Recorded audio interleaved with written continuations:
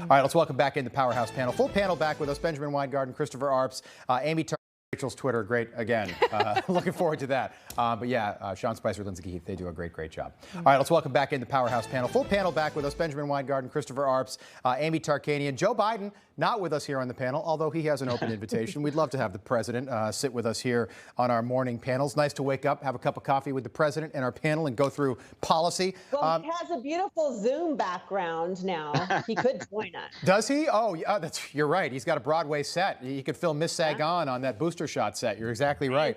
All right, Joe Biden has said this for a long time, but we found the actual video where Joe Biden said, listen, if I'm elected president, I am not going to politicize the DOJ. I think he was saying this at that time in response to the ongoing investigation into his son, Hunter Biden. We have heard anything about that over the last 8+ months. But again, Joe Biden has made it very clear that he would not politicize the Department of Justice or the FBI. Take a listen. Our Justice Department is going to operate independently on those issues, that how to respond to any of that. I'm not going to be telling them what they have to do and don't have to do. I'm not going to be saying go prosecute A, B, or C. I'm not going to be telling them. That's not the role. It's not my Justice Department. It's the People's Justice Department. All right, Chris, I want to know how people in the Midwest, you're in St. Louis, I want to know how people there are reacting to this. The National School Board Association sending a letter to the White House asking for the DOJ to investigate threats to school officials. Basically, they want to intimidate parents who they referred to in their letter as domestic terrorists. My question for you is, the FBI was never marshaled to look into real domestic terrorists who literally burned buildings, robbed and looted cities throughout America during the summer of 2020, particularly where you are in St. Louis. But now they're being used to go after parents who don't want their kids learning about CRT, critical race theory, in public schools, which seems like common sense. Our junior senator, Josh Hawley, said yesterday in a Senate hearing that it seems like every day new reports are coming out where this administration is weaponizing the bureaucracy to go after everyday Americans. If you remember, during the Obama administration, they had their own IRS scandal where they were delaying the applications for conservative groups. I think it's American as apple pie that parents go to school board meetings and express themselves angrily, and then the FBI is now going to be investigating them as like potential domestic terrorists is appalling, and it's frightening to me. Benjamin, we know what the FBI has done with the more than 500 people that were arrested after January 6th. They were thrown into jail. Many are still there. It's ridiculous how these people, who some of them are accused of nothing more than trespassing, are being treated. But basically, this silence through intimidation, that's what they're telegraphing to parents, millions of parents, yourself included, across America. If you go to a school board meeting and you speak against the regime, speak out against the regime, we're gonna throw the book at you.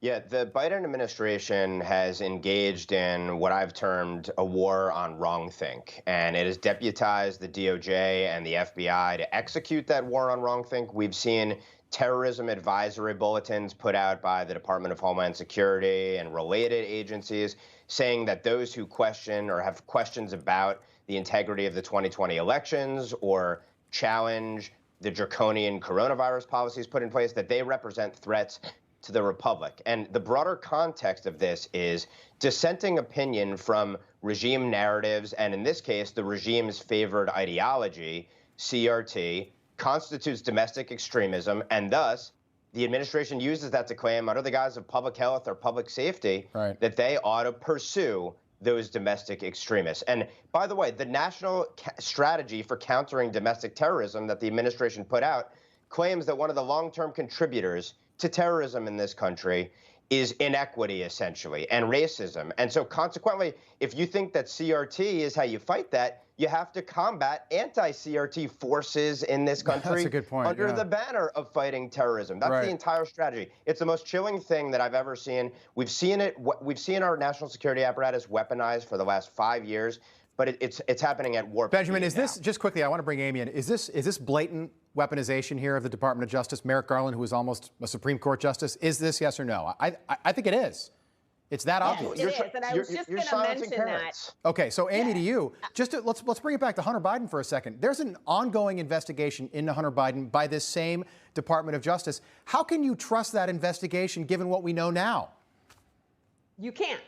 And, you know, you can label me a domestic terrorist all you want. You can call me any name in the book. I've been called them all. But the fact is that we now have Merrick Garland, whose son-in-law actually produces and sells CRT lessons to school districts across the nation. So right there, that's enough to tell you that this investigation is also a financial gain for the Garland family. So if they want to go ahead and continue to target parents who are doing their due diligence for their kids, I'm the mama bear. You better believe I'm going to go to a school board meeting and speak up and fight for my children. Watch out. I love it. Terrorists, terrorists, I'm the not Taliban. a domestic terrorist, but if that's what you're going to call it, then by all means, this mama bear will be a domestic terrorist. Well, based on the GOJ's assessment, we are all, everyone on this panel is a domestic terrorist. Millions of American parents and grandparents that watch over their kids every single day, they are domestic terrorists. But the Taliban, according to the Biden administration, they're business-like and professional, Jen Psaki said.